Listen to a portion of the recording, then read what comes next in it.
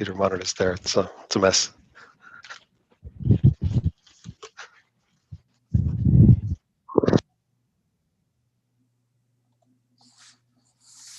Give it another like minute or so because there are a few other people who said they were coming.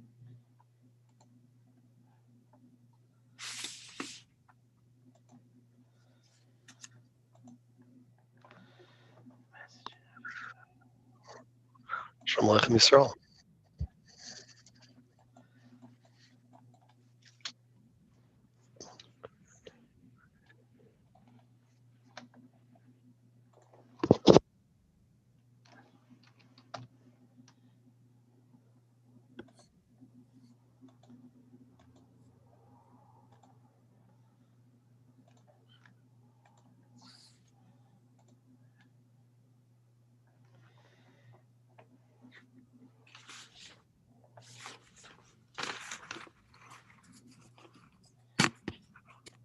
Okay, we're gonna get started. We have like a nice group to start with. There may be some more people coming as well. Some of you were with me where we did, in certain ways, a dry run for this installment of the Chabura.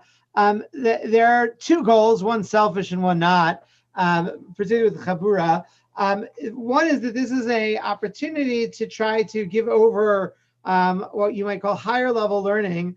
That a shul, by definition, requires painting with a broad brush that you have. And thank God we have a diverse shul of people who have all kinds of different backgrounds and knowledge bases that they bring to the conversation. I do believe in aiming high as a matter of principle, but that there are limitations within that. And the hope to be able to provide something within the shul community for people who have a background of some learning under their belt, I think is really part of my responsibility as well. On a very selfish level, it kind of gives me the opportunity to be able to work on material that I wouldn't, that forces me to really try to be a little bit more creative in terms of pushing myself in terms of my own learning. So I hope the first is appreciated by you, and I thank you for the second opportunity as well. So today's really the introduction to a series that will hopefully continue till roughly around Purim time. Generally, my life after Purim goes into some kind of crazy overdrive in terms of what's expected. Last year was a little bit crazier than most. Hopefully, I will not spend all of the time between Purim and Pesach in what I like to call Stalin mode, closing down shuls and mikvos and things of that sort. Hopefully, hopefully the status quo will get us through for this year. But it tends to be busy. But between now and Purim, hopefully, we really will be able to focus a little bit.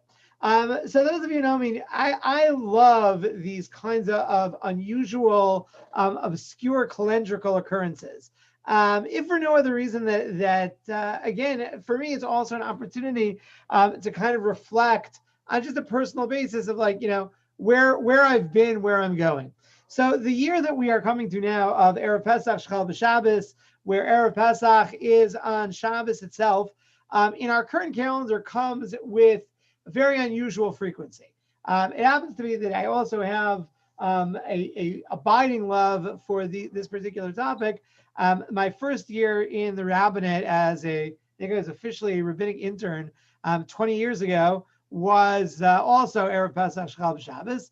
And it was the first time in 15 years that, no, hold on. 8 years, sorry about that. 8 years that it occurred, which again, at that stage of my life was a pretty significant chunk of change. And I spent a lot of time really working on the sugya, researching it. I had a very strange encounter with Rav Shechter at some point while working on it, which perhaps I'll tell you about at a different juncture. So in preparing for that, I learned that in the last half century or so, that Erev Pesach Shchal B'Shabbos comes at a very strange frequency. So it happened in 1954, and then it skipped 20 years till 1974. Right, 20 years there was no such thing as Erev Pesach Shechal B'Shabbos, and as we'll see when it comes to the Gemara, that really generally means that you have an entire generation that has never seen this phenomenon, and everybody else who's forgotten what they did last time around, right? So it all has to be kind of reinvented from scratch. It then happened after 74. And the other interesting thing, which again, hopefully I plan to come back to, I'm trying to find the original article where I realized this, but just to give you an example in terms of how Pesach changes in that time, in the rabbinic journals like Hapardes that were published in America in 1954, one of the considerations in terms of the issues of Erev Pesach Shchal B'Shabbos is that in 1954 you had many Jews who were from about Pesach and not about Shabbos, right? That was kind of the demographic of America at the time, right? So there's a concern on the part of Rabbanim that if you tell people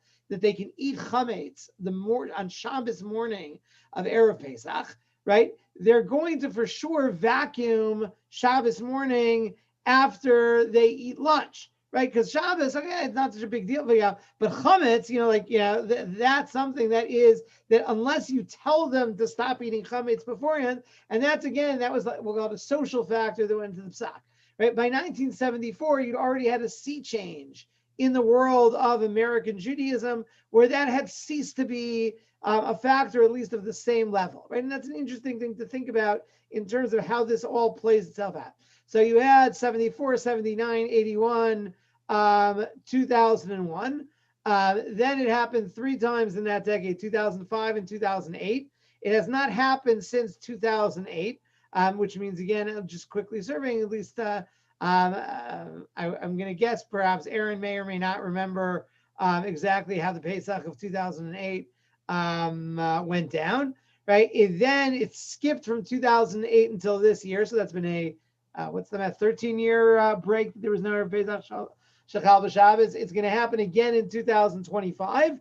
And then it's not going to happen again until 2045, right? The same 20-year gap is going to take place. So again, those of us who have parents of really young children, right? Our children will probably not remember these two, exactly what happened these 2 Erev Pesachs, right? In 20 years, 24 years from now, they'll have to learn the whole thing from scratch. And God willing, we should all be gesund to be able to remember in 24 years exactly what transpired.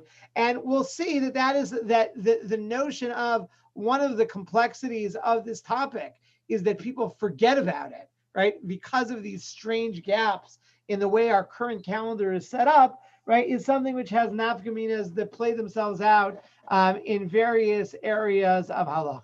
So my goal for today is to start by taking a look at the Gemara in Pesachim. I don't know if people had a chance to look at it or not, and I have a couple of ha'aros on the Gemara. In addition, though, I want to specifically look at a piece from the Tzlach, from the Rabbi Yehuda's Chidushim on Shas that I think I like to think is very interesting. And then what I'd like to do is lay out what the issues that we hopefully will be doing in the future are. I'll stop for a second. And again, people should feel free to break in and talk if they feel the need to. Any questions or comments on anything we've been over until now? Okay, beautiful. I'll actually have one comment. You just from the last thing you said with the complexity, people forgetting about it. The same thing is, I think there is something with Birkas Chama, which is also like once every 30-ish years. That's good. So Birkas Chama has that. Again, I had a great Birkas Chama drasha from the Rosh Hashanah, but I think before Birkas Chama last time, right? So stay tuned for what is it, like 2020 something? No, that's now. It's in a while. But it's Birkas Chama also. But the truth is, though, right? Birkas Chama has to be relearned, but Birkas Chama is basically saying a bracha, right? There's very little more to that. Erev Pesach Shchal B'Shabbos, and I will go through at the end today what all of the issues of Erev Pesach Shchal B'Shabbos and what we are going to be focusing on in terms of the lumdus and the background of it. It really presents a plethora of different issues. All right, I'll show you one thing just before we start, just because it's not directly, it's related, but it's not for a different project I'm working on for the Shul for Pesach this year. I have Eric Lidgy digging around in the Jewish archives in the Rao Center, in the Heinz History Center where he works. So he discovered last week the following thing that to me is unbelievable. So again, those of you remember, right, what usually happens, that in the weeks before, right? There are all kinds of instruction booklets, right? So the yeshivas send out as fundraisers, right, their own instruction books on what do you do on Erev Pesach, Shchal B'Shabbos, and there's Rabbi Eider's version, Rabbi Bleich's version, and so on, and so forth. So here is this is the instructions for Passover regulations when Erev Pesach falls on the Sabbath, right? So this is from the Jewish Criterion, which is a newspaper that used to exist here in Pittsburgh from April 1930. And the article, which again, I hopefully actually would love to touch on some other point. Some of the instructions are very similar to what we are going to be sending out eventually from the shul. This is written by Rabbi S.B. Friedman. Rabbi Friedman was the rabbi of Poalei Tzedek before Rabbi Shapiro, who was here from 1934 to 1974. And older people in the shul still remember Rabbi Shapiro very fondly. But Rabbi Friedman was even before Rabbi Shapiro. So to me, it's just like fascinating, that now I'm standing here, 90 years later, right, watching the English language instructions for what do you do with the dishes and the selling of the chametz and what you eat on Shabbos, right? All of that, all the stuff that is, again, we're going to be dealing with today. He was weighing in on a very long time ago. And again, if people are interested, I'm happy to share this particular document as well. So we're going to go back further than 30 years ago. We're going to go back more than 2,000 years ago to Pesach in the time of Bayis Sheni. So hold on one second. It's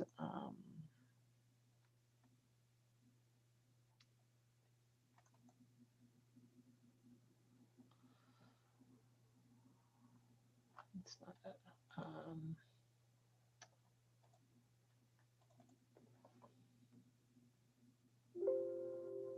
Sorry, bear with me. Okay.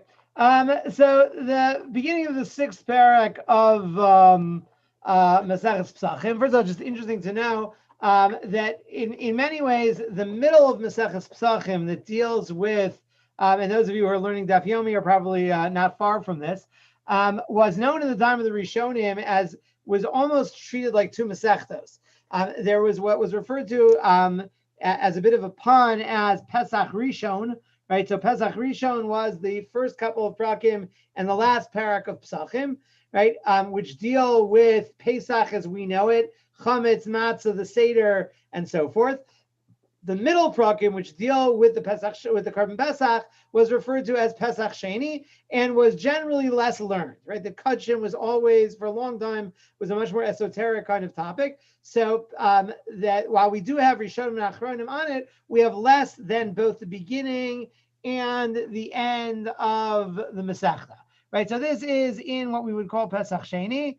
In the middle of the second section, the sixth parak of Pesachim. So the Mishnah begins, Eilu Dvarim b'Pesach Dochin es HaShabbos.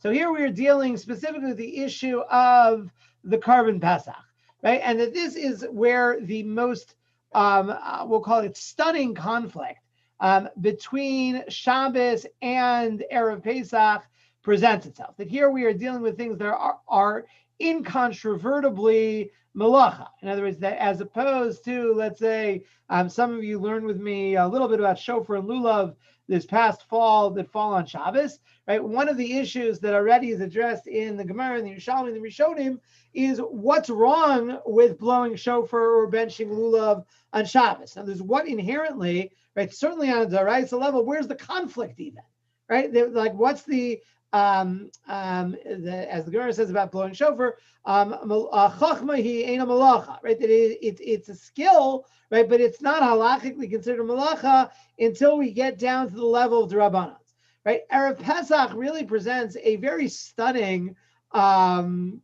ostensible contradiction to what we would normally think of as acceptable on Shabbos. So it goes through shchitasos, rikas damu, michui kurova, aktaras chalovov, right? Various aspects of the offering of the Pesach, the Karban Pesach, the slaughtering, the putting of the dam in the mizbeach, washing out the innards, right? That will go bad if you don't do them immediately, and burning the fats, right? All of those things are permitted to be done that they push away Shabbos. About Sliyaso, V'hadachas Kiravav, Einon, Dochas Shabbos. However, the roasting of the Korban Pesach, and again, normally, right, you would roast the Korban Pesach in the afternoon of Erev Pesach, right? So again, the Korban Pesach is brought early in the afternoon on Erev Pesach, right? It's done as the Mishnah describes in 3 shifts. After your Korban Pesach was offered, you would then bring it back to your home or wherever you were staying in Yerushalayim, right? You would begin the process of roasting it in order to be able to start the Seder promptly when, at nightfall on Pesach. Now, when Pesach was on Motzei Shabbos, you would have to wait, right? The tzliah would have to take place after Shabbos, which ostensibly would mean that probably, even though the Korban Pesach was eaten at the end of the meal, according to I think the vast majority of Rishonim, Achila ala Sova, right? That certainly that you would have to time your Seder in such a way, right, that the whole Korban Pesach had to cook after Shabbos was over. That was not, that aspect of it does not push away Shabbos. Then we have a whole discussion between Rabbi Eliezer and Rabbi Yeshua and Rabbi Akiva, right, about what other aspects perhaps of the Korban Pesach are a bit of a debate. Can they be done on Shabbos or not? Some of you might remember, and this is actually addressed in no.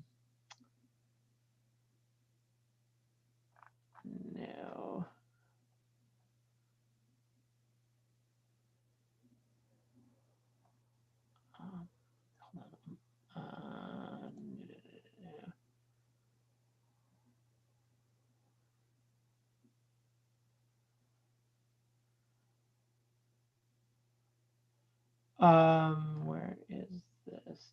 No, I'm sorry. It's like 2 blot later. There's a Tosfos that deals with the question of how this connects to Rebbe Eliezer, who in general has a more expansive understanding of the relationship of different mitzvos and Shabbos, right? So Rebbe Eliezer in Masach Shabbos, right, famously says, "Machshirei Mila Dochnus HaShabbos," that not only bris milah, which is another example of a place where Shabbos is trumped by a mitzvah on a specific time, that Rebbe Eliezer feels it's not just milah itself, but anything you need to do for the bris milah. So you have to, if you need to make yourself a knife, you can do that on Shabbos as well, right? So this whole discussion in the Mishnah may be reflective of a more general position of Rebbe Eliezer, right? And with that, I'm going to leave for now, in terms of our topic. My main interest, though, is in the story that we find on Samach Vav Amud Aleph. So let's run through the Gemara quickly. Tan Rabbanan. Halacha zunis alma mibnei beseira. This halacha, right, was concealed or disappeared from the Bnei Beseira. So this is a formulation we find in Chazal many times, right? The idea of this alma mimenu halacha, right? That there were times, right? There are a number of midrashim with Moshe Rabbeinu, that there were times where certain great people mysteriously forgot or were unaware of some kind of a topic in halacha. So the Bnei Beseira, who were the leaders of the Chachamim some 2,000 years ago, right? Pam achas chalar ba'asar lios b'Shabbos. One time, the 14th of Nisan fell on Shabbos. Shakchu v'lo yadu im Pesach docha es haShabbos im lav. And they forgot and did not know, does the Korban Pesach push away Shabbos or not? Right? Does the Korban Pesach push away Shabbos or not? Now, there's something very strange about this question.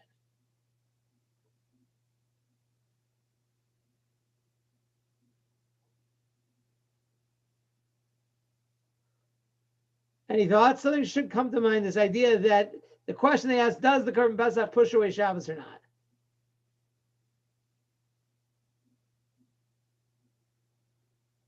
Or let me put, Didn't it address it in the Mishnah? And therefore?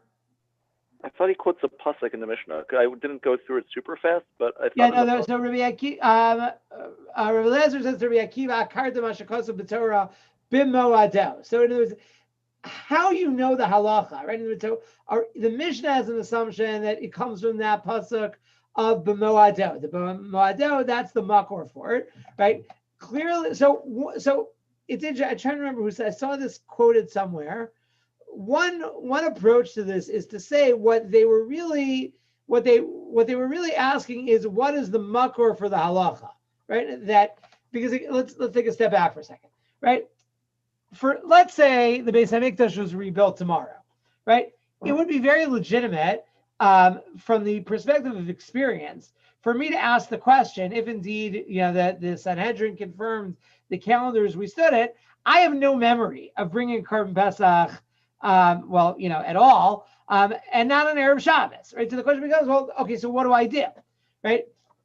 How could it be, right, that the Bnei Beseira had no idea what to do if Pesach was on Motzei Shabbos, right? It should be that this is something which happened, right? And the Yerushalmi, in its version of this story, which has some differences in general, ask the question. There's a machlokes among the Mefarshim on the Yerushalmi, what the Yerushalmi means exactly. The Yerushalmi seems to say, wait a second, shouldn't this happen with a certain frequency? Like, how could it be, right? I might not remember, exactly from year to year, I might have to check certain things in the Haggadah. I don't remember exactly how things went down. But the idea that something that happens with a certain frequency, something as significant as what happens when Pesach is on Motzei Shabbos, right, should be something that right? So some say it can't be that that's really their question. The question really is, where do we know it from? In other words, give me the source, right? But we don't know where it comes from. Fine. If people lived only 40 years, like this could happen once in their entire lifetime, maybe twice. So look, theoretically, I don't know if let's see if that is even a valid question, but right. So again, it's hard to imagine though. Again, given people's, even if you're going to, so one possibility is to say, right, it does take a long time from one to the other. The Trumas Hadeshin mentions this. He has a tshuva where he deals with the question of what do you do with Tainus Bechorim, right? If Erev Pesach is Shabbos, when do the Bechorim fast, right? And he mentions it's sometimes you don't remember because it took a long time, right? And the intervals are so long that people don't necessarily remember from one to the other, right? It happens to be the general minhag is to do it on Thursday, right? The siyum is Thursday morning. But I'll tell you the truth, right? In other words, I in my adult memory, this has happened 1, 2, 3, 4, 5 times, right? And 4 of which I was the rabbi of Shulov, right? Or 3 of which I was the rabbi of Shulov. You would think that I remember, exactly when this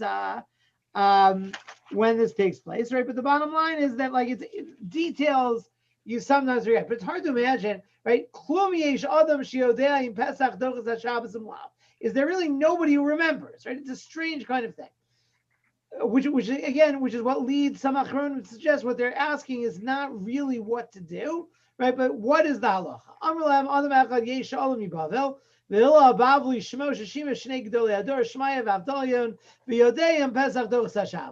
He says that there's one person who came up from Bavel, right, whose name is Hillel of Bavel, and he learned by the 2 Gdolei Ador, Shmaya and Avdaliah. He's the guy to go to. He knows the answer.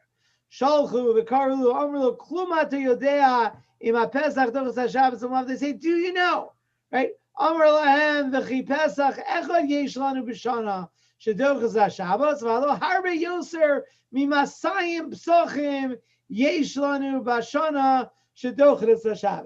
don't understand what you're asking me. Right? Do we have only one Korban Pesach? Right? You can see there are more than 200 times during the year, right, where we have this this issue, right? So what's that, right? So what is he referring to? Yosem Masayim. So he's referring to the combination of that every Shabbos we offer a Korban Tamid and a Korban Musaf on Shabbos, right? So it's the Tamid Shel Boker, Tamid Shel Ben Arbaim, right, as well as the Shnei Kvasim, the 2 sheep that are the Korban Musaf, of Shabbos, right? So that's every Shabbos, that's 4 korbanos that we bring, right? So 4 times 50, right, gives you, that already gives you the, already gives you a starting point of 50 Shabbosos, and then once you throw in Shabbos of Chol Hamoed Pesach and Chol Hamoed Sukkot, then you're like good to go, right? He says we have hundreds of precedents. So he says Emer lo menayin lach. He says, where? How do you know that these things are connected? Amar lahem ne'emar moado b'Pesach v'ne'emar moado b'Tamid. He says that both when it comes to the Korban Pesach as well as the Korban Tamid, the pasuk uses the word b'moado, that it takes place in its time, which indicates ma moado ha'amor b'tamid dochs ha'Shabbos ach tamid moado moado ha'amor b'Pesach dochs ha'Shabbos v'od kal v'chomer. And he also says, I have a kal v'chomer that I can prove it to you. Right? Ma tamid she'ein anush kares dochs ha'Shabbos. Right, that the Tamid does not devolve directly on anyone. Right, the tzibur has to bring the korban Tamid, and certainly there's no punishment of kares for anyone. Pesach she'anush kares eino din shedos haShabbos. Given the halachic severity of the korban Pesach, right, where individuals who don't bring the korban Pesach, if they are chayiv to do so, right, are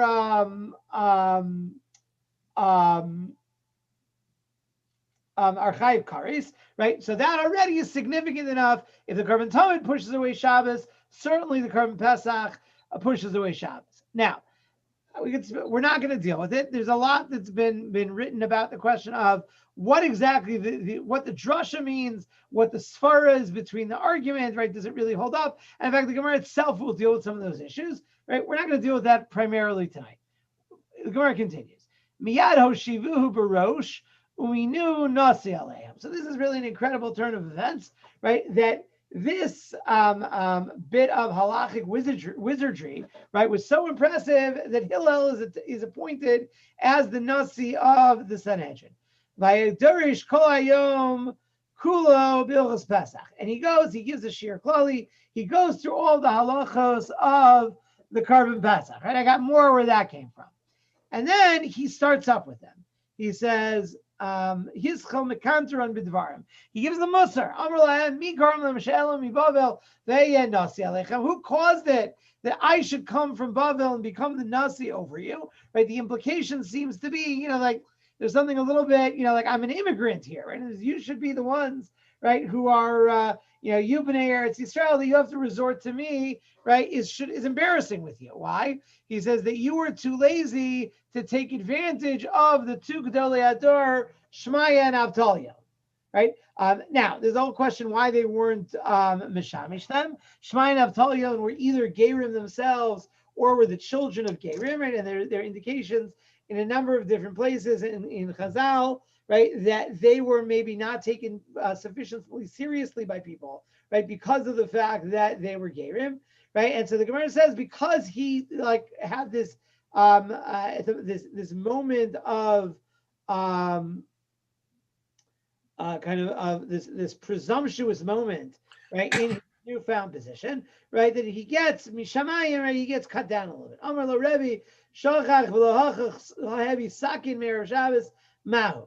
He says, what happens if you didn't leave your knife in the Beis HaMikdash on Erev Shabbos? What's the halacha, right? Are you allowed to carry it there or not, right? So it's all. I will just mention passing by. There's a whole interesting discussion about whether the assumption here is that there is no Erev in Yerushalayim and you're not allowed to carry in Yerushalayim, or this refers to people who are staying outside of the walls of Yerushalayim who are coming into the city. And there's a whole question in Gemara in Yuma and Sota that talks about on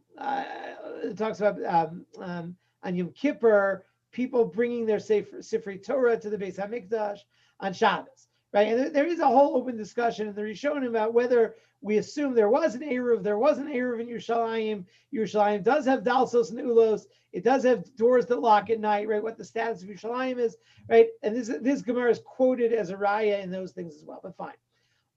So anyway, so he says, I don't know what to tell you. So So it's very ironic, right? That he comes into his position because he's able to reestablish halacha that everybody else has forgotten. And he says, so his answer is very interesting. And we'll see maybe in subsequent weeks, if maybe at least in principle, we can apply where this idea can be applied in other places. He says, Hanach lam Yisrael, let the Jews be. Im ein nevi'in in bnei nevi'in. He says, let's see what's going to be. The Jews have, if they're not Nevi'im, they have a certain, they're the children of Nevi'im, right? That there is a certain, again, whether this means that they have like a prophetic kind of insight or that they come from great people, right? But let's see what they do.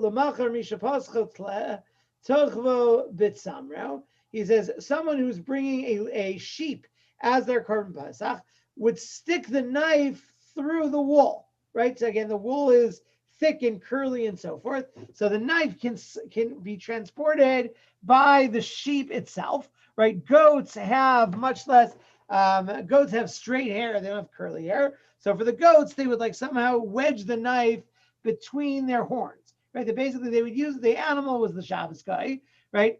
In this particular situation, right? A question about that this isn't really, that a masa for an animal has to be something more substantive. It's not just a question of carrying something, because that's also a problem. But they do it in a way that it's like kind of a light load. Ramaisa. So that wouldn't be a problem with Shvisas Behema? Right. So that's what I'm saying. In other words, that I think we define Shvisas Behema differently. In other words, that it's not really a masa to have like the knife, the knife kind of threaded through the hair, right, or like balanced on the horns, right? It has to be more of a more of a tircha for the animal.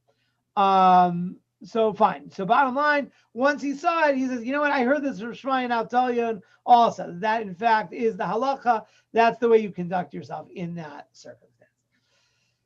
So going back to the very beginning, there's a very interesting tzlach. So the tzlach are the chidushim of the Rabbi Yehuda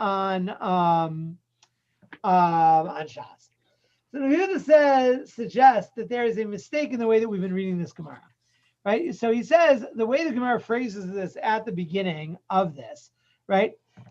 It starts off halacha zu nelma mibnei b'seira. This halacha, right, was obscured from the bnei b'seira once the 14th fell on Shabbos, right? So he says, halacha zunis alma mibnei b'seira. This halacha, right, should be the way he phrases it, ki'ilu mora be'etzba zohi, right? That the phrasing of this halacha needs what we would call maybe grammatically a direct object, right? That again, if you think about it in Chumash, right, even Rashi and Chumash, right, when you have a zeh, right, zeh is a very specific kind of reference, right? You want, right? Kazeh re'eh hachodesh hazeh lachem, right? So you remember the famous drasha. Why does it say hachodesh hazeh? Kazeh re'eh v'kadesh, right? That Hashem shows Moshe what the new moon looks like, and he says when it looks like this, that's when you make it Rosh Chodesh. So Rabbi Yehuda says halacha zunis alma, and then like he wants more of a direct object. That's his starting point. It says, so what it really should have said is Tan Rabbanan, Pam Achas Chal Yudal B'Shabbos, V'Nisam Halachas U'Mivnei B'Seira V'Lo Yadu In Pesach Docha Shabbos. Right? It should come right before the question of is Pesach Docha Shabbos or not. He says, L'chein Nirlani Yizdaiti. Hakavona Halachas U'Nisam U'Mivnei B'Seira, Pam Achas Shechal Yudal Lios B'Shabbos, Zeh Atzmo She'inichu L'Chol Yudal B'Shabbos Hi Halamas Halacha Mihem. He says the halacha that they forgot is that it was their job to make sure this never happened in the first place, right? He says that there was his assumption, right, is that particularly if they weren't sure about the halacha, but that they had an obligation to say we need to manipulate the calendar in order that this never happened, right? That Erev Pesach shouldn't fall on Shabbos, right? So he brings a raya from a machlokas in Gemara and Sanhedrin, right, which is the question of, are you ma'aber the shana mibnei atuma? So the circumstance is like this. Let's say you have a situation, maybe there's a war or something, right, where many or most Jews are tameh, right, going into Pesach time, and we don't think that that is going to be able to be dealt with in enough time for them to offer the korban Pesach. Now, interestingly enough, the halacha there is, right, that if rove of Klal Yisrael are tamei, you bring the korban pesach betuma, right? And there's tuma, either again dechuya or hutra b'tzibor. There's either it's totally mutter under those circumstances, or it's like an exception that pushes it away, right? But you're allowed to bring the korban pesach betuma. Which is why, by the way, that there's a whole literature of the last 200 years going down back to the time of the Chassam Sofer about whether potentially, right, assuming we get the Arabs to sign off on this, could the Korban Pesach be brought today on the Harabayas in the absence of the Para Aduma, right? And that at least in theory, this is potentially an option, right? That because we're all Tameh, right, we may still be able to bring the Korban Pesach. That's all sukkah. So the discussion of the Gemara is that notwithstanding that, right, that perhaps Beis Din is allowed to manipulate the calendar, right? Because remember, Beis Din has discretionary power, and the question is how wide is that discretionary power? But the Rabbi Yehuda believes that, again, according to the Machlokes in the Gemara, that says that if you hold the Tuma is only dechuya b'tzibor, in other words, that when everybody is tamei, it's like an exception. According to that opinion, you can actually, maybe you should be able to push it away. So the Rabbi Yehuda says if the halacha was actually right that you couldn't bring the korban pesach at all, in other words, that even to do it more lechatchila, you can be ma'aber the shana. So he says one can compare this to a situation of Erev Pesach Shachal b'Shabbos, right? That the halacha that they forgot was that in the time of the korban pesach, you shouldn't put yourself in this situation, right? And again, the language is really quite interesting.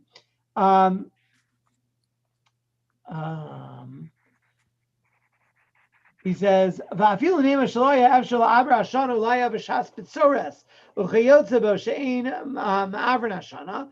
Maybe it was a year of drought, right? There are certain rules of when you can't be ma'aber the shana in those years.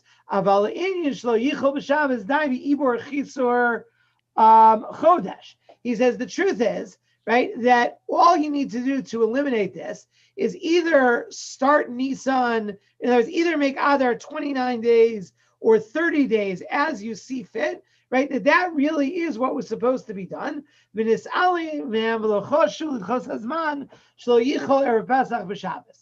That's the part that they forgot. So there are to me, two fascinating aspects in this Nevi'uda. One, in other words, the wide degree of discretion, right, that he sees at the power of the Chachamim in terms of dealing with the calendar. In other words, that this is so again, if you look more on this topic in the beginning of Hilchos Kiddush HaChodesh in the Rambam, or Daf Yud Beis and Yud Gimel in Sanhedrin, right? But the idea that there may be other things other than simply the moon itself that drive the Chachamim in terms of what may or may not be acceptable things, right? Certainly it seems pashut to the Yehuda, right, that they can make the decision about whether to make the month 29 or 30 days, right, based on the cheshbon of not getting ourselves involved in all the issues that we're going to be talking about for the next few weeks, right? And that this was, and again, especially when it comes to the Korban Pesach, where it's really a shaila of real Chil Shabbos, right? Even though in the end of the day, it's still, the halacha is that it's mutter, what they really forgot about, right? And again, so it becomes like a two-step thing, right? Why was it that they were unfamiliar with the details of this halacha? Because, right, the protocols of the Chachamim until that time, right, was to make sure this never became an issue, right? Now that it's become an issue, right, they forgot about this and they declared Rosh Chodesh in such a way that Erev Pesach is going to come on Shabbos, right? So now it brings up all these questions that haven't been halach l'maisa for, I don't know, decades maybe, or centuries, who knows? Right now that they said it that way, now they have to deal with the theoretical question, right? So to me, it's like an amazing thing in terms of how complex, right? Again, today we don't have to deal with the Korban Pesach, but to me, this is a really interesting opening to the topics that we're going to deal with as a whole. Okay, all of that is by way of introduction. To just talk very quickly about the series of issues. And I'm just going to go through them in order of time, just to get you thinking about these as well. And we're not going to deal with all of these as topics, but just in terms of to help you think about the timeline and the potential issues.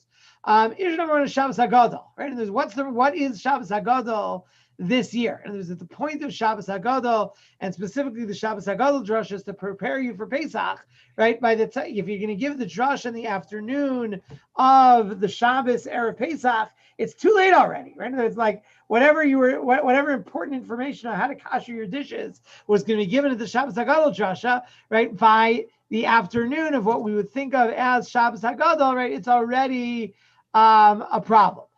Which week we read the Haftorah for Shabbos HaGadol is also a question, but again, for a different time. Times B'chorim is an issue, Thursday versus Friday, as far as that's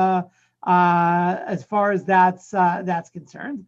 The question of how do we do the whole process of B'dikas Chametz and Bir Chametz, in other words, that Bir Chametz on some level is tied into the Isurim of Erev Pesach, right? You're not allowed to eat after a certain time in Erev Pesach. So the question is, well, what happens when Erev Pesach is Shabbos, right? Where you're not, we think, certainly you can't do a wholesale destruction of Chametz on Shabbos, right? And you can't burn things, right? It's not really so reasonable to do so. So what do you do with the rest of the structure? What do you do with Mechiras Chametz, which again is a relatively, there was really no Mechiras Chametz until the time of the Achronim, right? How does that work in terms of if you're when exactly is the Mechira Chal, right? So normally, right, in a normal year, we sell the Chametz, right, where the Bechira takes place right after the Isra Achila, right? So all morning you can eat all of your chametz, and we sell it, right, when you can still get hana from the chametz, but you can't eat it, right? So the question is, how does the interaction between selling chametz and the consuming of chametz from whenever the sale of chametz is done through Shabbos morning? Right? How do you deal with that? Can a mechira be chal on Shabbos, right? Can you set it up that the guy is only kona his stuff once Shabbos starts, right? So that brings up all kinds of issues of kinyanim and Hilchos Shabbos, which itself is interesting. The most significant, though, set of issues are the question of how one is mekayim the seudos of the Shabbos of Erev Pesach, right? Given the isurim of the day, right? So we assume, right, that on Shabbos you have to eat lechem mishnah, right? At 3 seudos on Shabbos, right? So the problem is like this: there's an Isser Chametz that kicks in late in the morning on Erev Pesach, right? And there's an Isser of eating matzah all day on Erev Pesach. When that starts, we'll come to as well. So the question, there have been different iterations of this question over the years, and this is really where we're going to start with, is how do we deal with being able to eat, how do you deal with the question of having to eat another Shabbos of Pesach food, and now Pesach is 9 days instead of 8, that I'm not going to be able to solve for you. That's everyone has to make their own calculation of how to deal with that, right? But the question of Lechem Mishnah, right, and what we're going to really have to start with is first to understand what is the Isser of eating Chametz on Erev Pesach, right? How does that, what's the origin? Is it Daraisa, is it Rabbanan? And what kind of matzah falls under the purview of that Isser, right? And then is there any possibility of using matzah, or are there forms of matzah that might be usable? Because again, obviously, if we could be using matzah, that would be the easiest solution, right? And we just transition to Pesach, right? And we have, an extra couple of days of Pesach. So we have to really look at the Isser of matzah on Erev Pesach. That will be a week, maybe 2 weeks. And then from there, we have to look at the question of what's called matzah shira. How does egg matzah fit into this? Is it chametz? Is it matzah? Is it both? Is it neither? Is it something else? Right? And then again, egg matzah is interesting because it's a shaila in both directions, right? So that's kind of a roadmap of what I hope to be covering going forward the next couple of weeks. Okay, I'll take any questions or comments anybody has at that point. If not, I'm going to I plan to send up a Kuros before Shabbos this week if people want to have an opportunity to look some of this stuff over Shabbos. Just one quick question, just based on the last thing you said before the questions you're going through. So, given the Rabbi Yehuda's take on the question, does that change how he interprets the Gemara's the response to the? Actually, there are hundreds of times we do this. Like, is that all of a sudden such an impressive answer that he was able to make the? What's so impressive about that all of a sudden? Because it seems that he's answering a different question than they ask. Right. So in other words, that once you if you make the assumption that you who that right is that this has been a purely theoretical halacha, right, for a very long time. In other words, that if the Navi is correct, right, that there was a let's call it a Masorah that you avoided, you manipulated the calendar to avoid this situation, right? Which, by the way, when the permanent calendar was set up, right, the permanent calendar is also weighted to avoid certain kinds of things, right? So some of them have to do with the Yom Kippur, for instance, should never come on a Friday or on a Sunday, right? Because again, when the permanent calendar was made, that was seen as a very serious problem, right? Of the idea of going into Yom Kippur from Shabbos, right? That was something that really needed to be avoided, right? And that there are certain klalim of the calendar. This did not survive. But the point is, if that was really the halacha, right, or the minhag, that you avoided this happening, right? So Hillel is the guy who's able to pull out of his hat this theoretical concept, right? That's really the issue. Because again, that's very often where a certain amount of machlokas comes in halacha when you have no clear precedent about what to do, right? And that's something that, again, for the most part, right, we know the rhythms of what we do on Shabbos, right? And there's we don't suddenly one Friday night say, oh, should I be making kiddush on grapefruit juice? In other words, unless we're in some kind of a weird situation where all we have is grapefruit juice. And then we have a new situation, right, that we have to present ourselves with. But I think that's consistently the way that he reads. That's why this was such a question, because it really had been maybe avoided even longer than these weird 20-year elapses in our current calendar. Okay, I will wish everyone a wonderful Aaron. I don't know which Aaron raised their hand. Aaron Goldwasser. It was an accident. I didn't mean to hit that. Sorry. All right. A good week to all. Okay. Good week. Bye-bye. Thank you. Thank you. Thank you very much, Yasher Koch.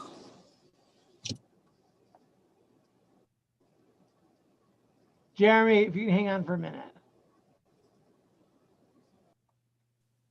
Absolutely.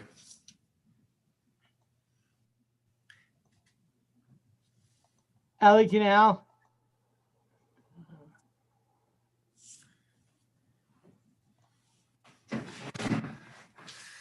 Actually, I thought it was very interesting because the Nadav Yehuda brings it up in a completely different context. But the concept of hutra versus dechuya is, that was where my mind started going when the first machlokas between Rabbi Akiva and Rabbi Elazar. That Rabbi Akiva has this shita that, if something could have been done before Shabbos, it can't be done on Shabbos, and Rabbi Elazar is willing to let it done. It seemingly Rabbi Akiva is, ad kedei kach that, Rabbi Elazar would agree you should do it before Shabbos, but if you didn't, okay, so do it on Shabbos b'diavad, and Rabbi Akiva would say no, it's too late. That if the nekuda of that machlokas is when Shabbos comes up against Korban Pesach, do we view as Shabbos as hutra or dechuya? Right. Well, so it's interesting. This comes up in Hilchos Yantiv in general, right? The question of, malachos that could have been done before Shabbos. And that does become a question of certain things maybe shouldn't be done, even though in practice, I think we tend to be very makil on those questions. Because you can, and then we generally assume all food preparations are better fresh, even though the truth is with refrigerators, I'm not sure that that's necessarily always true, but whatever. And it's ironic, the last two people on the last one I removed from the Those are actually the parents of Chasky's two current classmates. So I did not want them to for the. So anyways, we're exploring further with Nir Naftali. I have a phone call scheduled with Rabbi Newberger on Monday, maybe. But in terms of, I spoke to your brother-in-law, to Ben, 2 nights ago, maybe. He's very nice, and basically, I'm digging around with some other people in the Chicago area, to kind of get their impressions. Everybody has great things to say about Rabbi Newberger. He seems to have a great reputation. And it sounds like it might really be in many ways, the kind of elusive unicorn school, or at least as close to it that, will hit our list and Chasky's list in a way that may be kind of productive. So I guess the question is, and I don't know if you had a chance to talk to Rena at all about this idea. I did a little bit. I mean, we, figured, we'd talk about it, with much more care and in much more detail, if and when it became closer to being Nogea, there would be challenges. I mean, issues, and there'd be challenges regardless, both here or with my parents, in terms of yichud, in terms of, just sort of general logistics. I'm sure we could find a way to make it work, but there would be significant challenges. Okay. So I mean, so I don't want to take this further if it's not something that we're certainly happy to have a candid conversation about it. If you want that, but there's a lot of it would be totally on whether which is fine. It was we're not, we're only considering it because you had offered it, mentioned the issue in the first place. So if you want to think about if we want to set up a Zoom or something, just to kind of talk to talk frankly to see whether we see this something realistic or not. Absolutely. Look, the truth is, what's your current setup with that apartment? So right now there's somebody in there. Okay. Now we have a guest, and our downstairs layout. We have a guest room. There'd be a place for him. Obviously, there's a bit more, freedom down there if that's available. The person who's in there now has been in there for almost 2 months. Okay. When he came, he said he was looking for something month to month, and as it is, he's only there, I think, 1 week out of the month. I mean, I don't know exactly what his comings and goings are, but after the first month, he came to me. He said, he wanted to pay me a little bit less rent. He says he's only here 1 week out of the month, which right.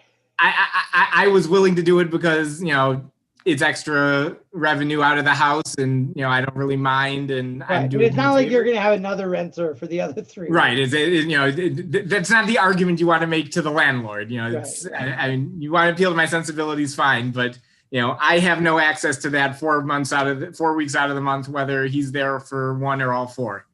Right. But so I don't, I have no way to know, but I don't necessarily expect that he'll still be around come September. So look, I will say that again, we can talk about as far as the discrete issue of yichud, that is something that probably should be relatively easily avoidable. First of all, in the sense that your boys are old enough that should not be a problem. I know, I not so much on a daily basis. And if Chasky's willing to work with it, it's fine. But when I take 4 boys out of the house to Vasikin on Shabbos morning at 6:00, Chasky's got to come too.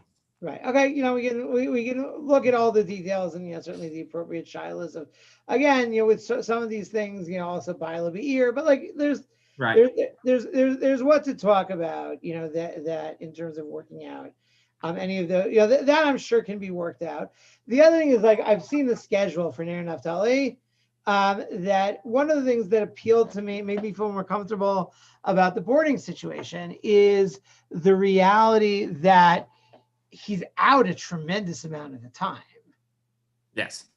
You know, like you're talking about like coming home after 9 or 10, you know, most nights, you know, that's not a lot of, you know, in terms of adding another personality into the household, right? It is relatively muted as far as that's concerned, but it's, and the truth is Vasikin's not that bad during the school year. Times it gets pretty early. I was saying the summer is where you get the really bad. Right. Although, you know, the school year, I don't know when Ner Naftali's school year goes, but like, you know, YTT, their school year now goes until the middle of July. I mean, wow, yeah, that's the heart of it. Yeah. All right. So look, talk to Rena, and that like we're fine. Like if your answer is like taking another kid into the house, even in these circumstances, like it's a big achrayas. You know, we would, you know, obviously want to really figure out, you know, how this works, both in terms of the finances and just in terms of like how the parenting practically works, and you know how to do this in a way that's not creating an undue burden on you. But like we really like we only want to like go forward in discussing this if this is something that you see as reasonable. I mean, you know, and certainly yes. Would you consider, you know, my parents or? So for a lot of reasons, we think that in general we would be happier, and I think Chasky would be happier, you know, kind of being with you.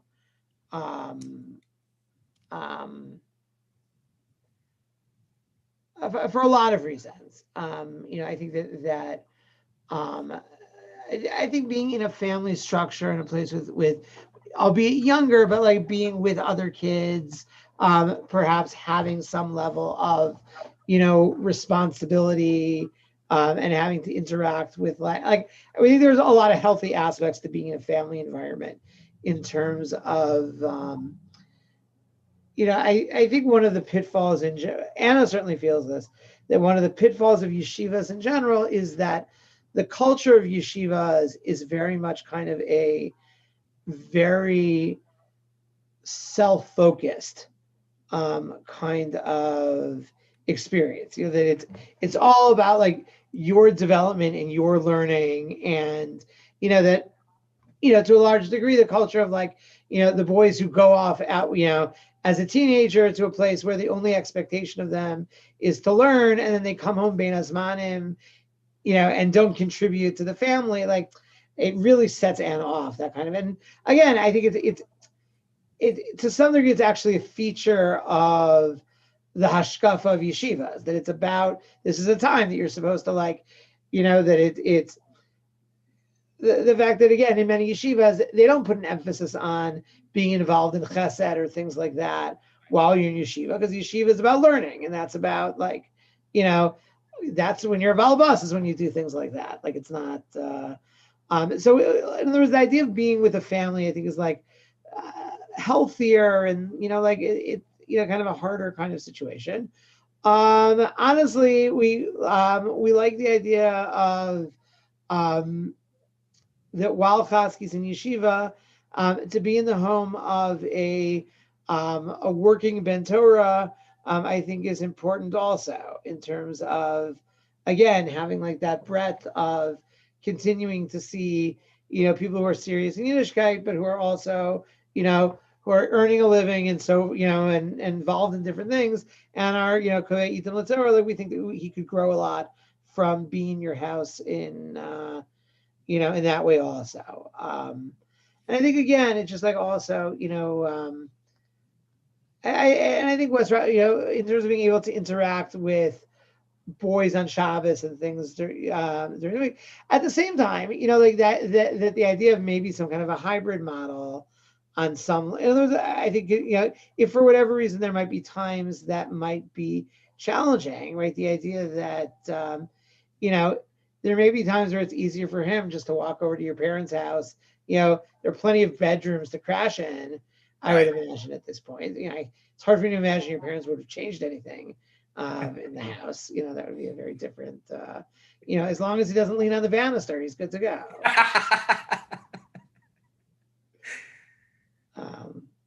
Anyways, so like talk among yourselves, and then like if you're ready, if you want to move forward, like let's have a conversation, like try to put stuff on the table.